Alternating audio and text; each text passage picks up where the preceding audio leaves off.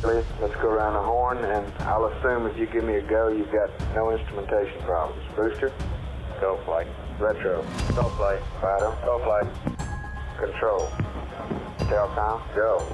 GNC, Ecom, Capcom, go. Surgeon, go. ONP, go. ASD, FAO, go. Network, go. You got everything up? Go. Hello, I'm Ian Christie, and this is Terranauts. Today we have another installment of a Terranauts Guide to Leaving the Planet. When we left Project Mercury, the team was riding high after finally having gotten monkey off their back by getting an American into orbit for the first time.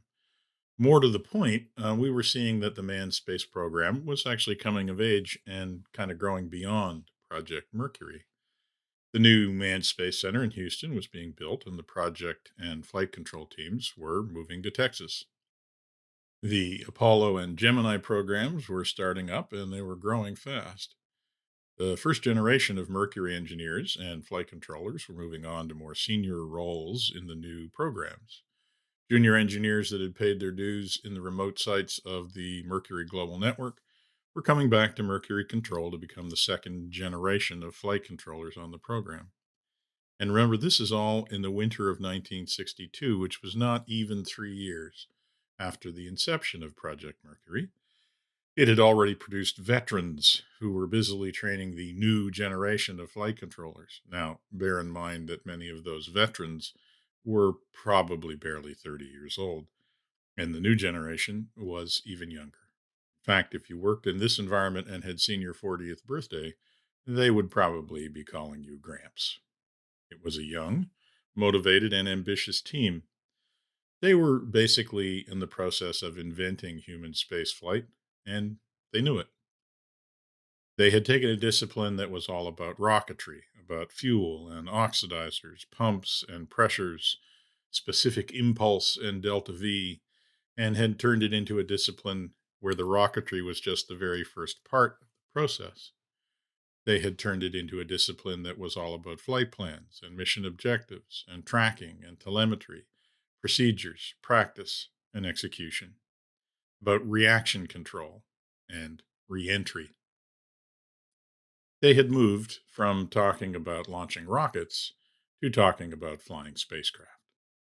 In effect, they were giving birth to the profession that I now call the Terranaut. It must have been an exciting time. But there was not really a whole lot of time to enjoy their successes, even as John Glenn was suddenly becoming famous and being swept up into the vortex of visits to the White House, public appearances, and ticker tape parades. The rest of Project Mercury was preparing for the next orbital flight, barely 5 months later.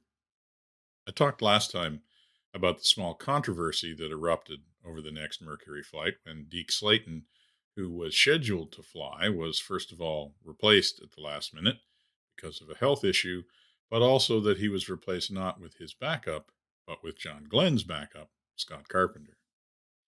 It's a measure of the transformation that was underway at NASA that what might have been an important but very internal decision within Project Mercury a year before had now become literally a subject of national interest and a topic which attracted the attention not only of senior NASA management, but the political level as well. But once the decision was made, it was made. And so, at 1:15 on the morning of the 24th of May, 1962, Scott Carpenter began his day in Hangar S in Cape Canaveral with a breakfast of steak and eggs. His day would end a few hundred miles away near the U.S. Virgin Islands, but it would take him multiple orbits of the planet for him to get there. Carpenter entered his Mercury spacecraft, dubbed Aurora 7, at 5 a.m., and on schedule at 7:45, Aurora 7 launched atop its Mercury Atlas booster, and Carpenter became the fourth American in space and was on track to become the second to orbit the planet. The countdown, launch, and ascent were about as nominal as anyone in mission control could have hoped for, and Scott Carpenter began working on his busy flight plan. In many ways, Carpenter's missions was very similar to John Glenn's. With so little time between the launches, there really had been no time to make any major changes to the capsule itself, although some minor changes, such as deleting the red filter on the window and getting rid of the knee and chest straps on the astronaut couch, had been implemented. But as well, the basic flight plan of 3 orbits was more or less identical. The big difference was the amount of science that Carpenter was expected to perform.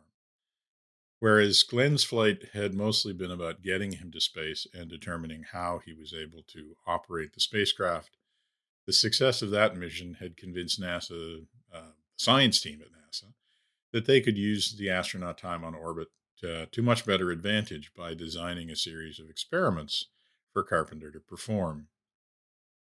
These ranged from releasing a small multicolored balloon that would remain tethered to the capsule, to observing the behavior of liquid in a weightless environment, to taking weather photographs and studying the air glow layer of the atmosphere. All of these experiments required a significant degree of attention, and they required Carpenter to find and manipulate and then store equipment, often repeatedly. Some of these tasks, which would have been simple on Earth, ended up actually taking a lot more time in a weightless environment. Many of the observation experiments either required or invited Carpenter to maneuver the spacecraft, which meant that the amount of on orbit maneuvering far exceeded that was performed by John Glenn.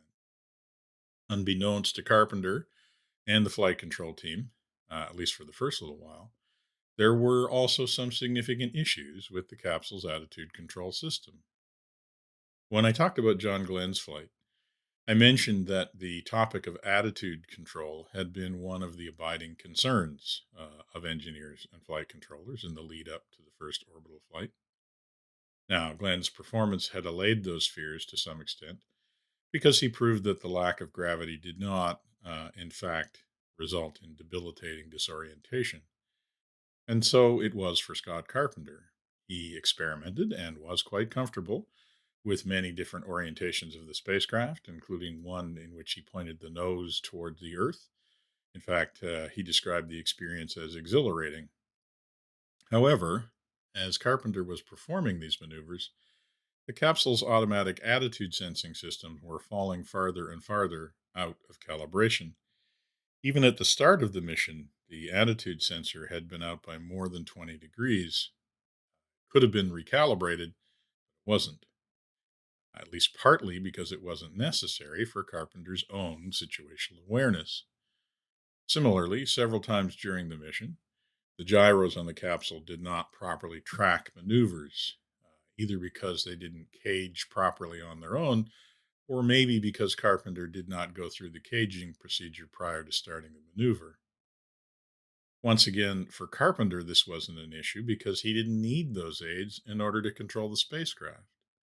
But for controllers on the ground, it was an issue because without properly calibrated instruments, they couldn't follow Carpenter's maneuvers. And if they didn't have good data, they wouldn't be able to help him if a problem developed. And of course, a problem developed. Essentially, all of the maneuvering meant that as Carpenter entered his final orbit, he was down to less than half of his fuel remaining, and a significant amount of that fuel was needed for the re entry process. The fuel situation was actually critical enough that Mercury Control asked Carpenter to stop maneuvering altogether and just drift through much of his last orbit. While drifting, he busied himself with other experiments, including observation of the airglow layer. As he was passing over Hawaii, he had approximately 40% fuel remaining, and that should have been enough for a nominal reentry. But then Murphy started paying attention, and he started making Carpenter and the flight control team pay for not having sorted out those attitude control systems issues earlier. As Carpenter began to reorient for reentry, he found that the automatic system, which depended on those sensors, wouldn't hold the required attitude. Flight controllers on the ground struggled to help troubleshoot the problem because the instruments on board were clearly sending data that was different than what Carpenter was seeing on orbit. This caused Carpenter to fall behind in his re-entry preparations and, critically, to use a lot more fuel than normally would have been expected. In the end, the re-entry burn had to be performed manually, which meant that it was performed late.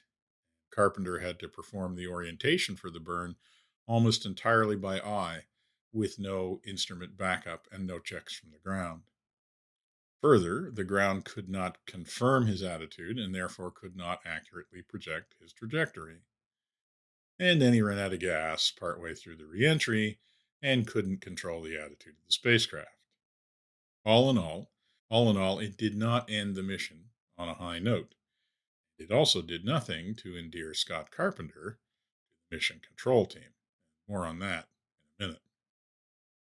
As a result of the late and inaccurate burn and the uncontrolled entry, Aurora 7 landed several hundred kilometers from the planned landing point, meaning that recovery aircraft and ships had to be scrambled to its new location. This was a bit of a public embarrassment for NASA, because while his landing point was predicted quite accurately once the track of the capsule could be determined, it was still not enough for any aircraft or ship to reach the landing site as Aurora 7 splashed down. In fact, it was almost an hour before any recovery unit reached the site. The Mercury program history reports kind of dryly that since Carpenter's raft had no radio, the drama was heightened. What exactly had happened to Carpenter after his landing was known only to the astronaut and perhaps a few seagulls and sea bass. Unquote. Carpenter famously reported that, quote, I didn't know where I was, and Mercury Control didn't either.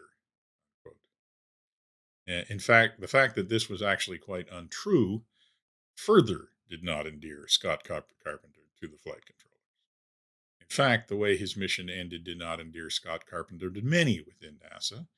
And while most official sources don't dwell on the issue, the fact of the matter is that Scott Carpenter never flew again. Gene Kranz is a little bit less circumspect in his autobiography, in which he says, quote, Scotty's mission was close, too damn close. A crewman distracted and behind in the flight plan is a risk to the mission and himself. And thus, Carpenter's flight brought into kind of sharp relief a new transformation that was happening within NASA, a transformation in terms of how spaceflight was not only conducted, but how it was seen and how it was planned. And importantly, who should be involved in planning it and making decisions before and during the flight. As I noted before, NASA had undergone one of these transitions already in the early days of the Space Task Group, when the spacecraft engineers kind of supplanted the rocket scientists as the primary driving force behind the program. Well, now a new tension was rising, and that was the tension between those who design, build, launch spacecraft, and those who fly on them, between the ground and the orbit, between terranauts and astronauts. Now, don't get me wrong, I don't mean tension in the sense of conflict or even lack of a shared sense of purpose, but there is definitely a sense of an evolving discussion about priorities and roles and maybe even precedence. In the same way that von Braun's rocket scientists had had to make room for Gilruth and Kraft and the spacecraft engineers, the spacecraft engineers were needing to figure out how to make room for the crew. See, in the early days of Project Mercury, some test pilots had actually been kind of disparaging of the role of the astronaut and had said jokingly that astronauts would have to sweep the monkey feces off their seats before getting into the capsule. The point being that the role of the astronaut didn't appear to be that of a real test pilot. And in some ways, that characterization may not have been entirely unfair, at least as the role was initially defined. Project Mercury was a project conceived and brought to life by engineers. Engineers who believed that they were trying to accomplish something that was extremely difficult, maybe even impossible. And as such, they designed a project where absolutely everything was subordinated to the primary objective of getting to orbit with a capsule containing a live human being, bringing that same capsule with that same live human being home again safely. To some extent, the human being actually was almost incidental. I mean, they had to be there in order to accomplish the mission, but they were really seen as kind of being part of the overall system, almost like their own engineering subsystem of the spacecraft, rather than being its pilot and commander. In the original conception of Project Mercury, it was almost like the engineers saw the astronaut function as being kind of like an advanced backup system, a very sophisticated backup system, and one that could respond to complex problems, and one that they could interact with from the ground, and one that could also act, at least semi autonomously. But the ground could and did monitor all of the critical systems on orbit, and they were able to exert a significant degree of control remotely over the spacecraft. I mean, even the accommodations of the astronaut could be seen as having grown out of kind of this conception of the mission. I mean, it was famously said that astronauts did not so much fly aboard a Mercury capsule as wear it into space. And the space allotted for the human occupant inside the capsule was really the bare minimum that was required.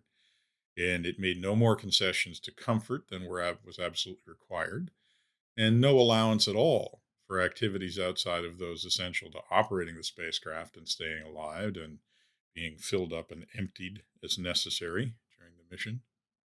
The astronauts didn't even have a front window.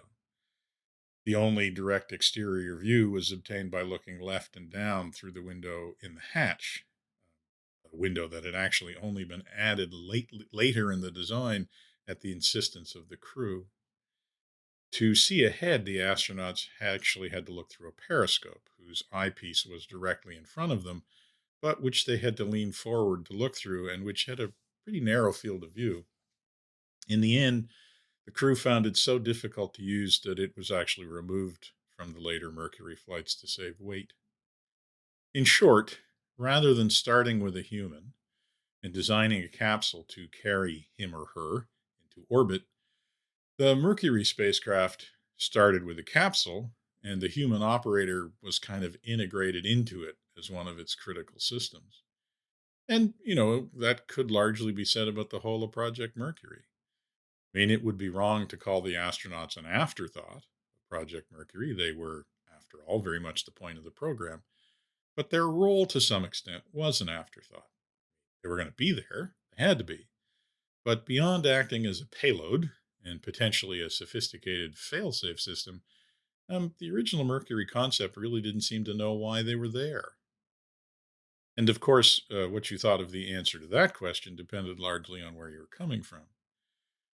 The opinion of the engineers, mission planners, and flight controllers had not evolved all that much from the original conception. For them, the human in the loop was there to ensure smooth execution of a flight plan, to respond to contingencies as required, and to work as part of the team that was focused on flying a successful mission, as defined well before launch. To NASA scientists and researchers, the crew on orbit was seen as a resource for conducting experiments. To this group, there was really no point in putting a human in space just to say we'd done so. Going to space provided access to a vast array of new scientific investigations and paved the way for humans to literally break the surly bonds of Earth and earthbound thinking. They were determined that absolutely every opportunity should be taken to test and experiment and learn from spaceflight. And for them, an astronaut needed to be not just a passenger, but an experimenter and also a test subject. Come to that. But this, of course, collided with the flight controller's natural tendency to view the primary job of the whole flight control team, including the crew, as being to operate the spacecraft safely and within specifications, including ensuring that it got home safely when and where it was supposed to. They were less concerned about the scientific objectives of the flight plan and more about ensuring that it could be performed successfully. The crew, on the other hand, I think, had always taken a bit more personal and proprietary view of their flights. For a flight crew, every trip aboard the spacecraft was their flight. They named the spacecraft. They were the ones who got on board, who were there. They could use all of their senses to understand what was happening. And when ground controllers could really only use the data that telemetry provided to them. Furthermore, as we discussed in the last episode of Terranauts with Chris, there was no one else who had any more stake in a successful mission than the crew on board. For the crew, when it came right down to it, they were, in the time honored tradition, the captains of their ships. And once they were on board and that ship had left the dock, they expected to exercise executive authority over what happened on board. Viewed from a distance of almost 60 years, Scott Carpenter's mission brings these various opinions into sharp relief, as I said. Probably more sharpenedly at this remove than was felt at the time, honestly. I think the sorting out of the role of the crew and the ground and the science team and the mission operations team is something that evolved. And in fact, it's still arguably evolving today. But I think it is also fair to say that the flight of Aurora 7 also brought home to everyone that the crew was going to have a role beyond simply being a passenger on board the spacecraft, whether anyone else liked it or not. Yeah, maybe that's a little unfair. I think that once it was clear that humans could and would perform well in space, the culture at NASA embraced the attitude that the crew were a separate and critical part of the team. They were critical not only for flying successful missions, but their input was also critical for planning those missions, and in fact, designing the spacecraft and running the programs as well. In the end, I think NASA settled into the pattern that still works today, and that is that flight planning and preparation and training are led by the ground, by the flight director in particular. But once the flight launches, the commander of the mission is on board the spacecraft. As the commander on site, he is responsible to a host of authorities for how the mission performs, and he is given very direct and specific advice about what should be happening by the flight control team. But at the end of the day, once the ship leaves the dock, it's ultimately in the hands of the crew on board. It's been a system that has actually been working very well for 60 years, and there doesn't seem to be any need to change it now. But I do definitely think that it evolved out of the experience, particularly of Scott Carpenter's flight. And as we will see as the story of Project Mercury continues, the settling into these new roles will take a few flights, but ultimately it's going to be critical to the success of the project and to all of those that followed. So we'll pick up the story of Project Mercury after Scott Carpenter's flight with the next installment of the Terranauts Guide to Leaving the Planet. That's going to do it for today. Thanks very much for listening to the podcast. If you want to support the podcast, please take the opportunity to rate it on your podcast app, to respond to us with some feedback, or to recommend us to a friend. Thanks very much for listening. I'll talk to you soon. Come on, let's keep the chatter down.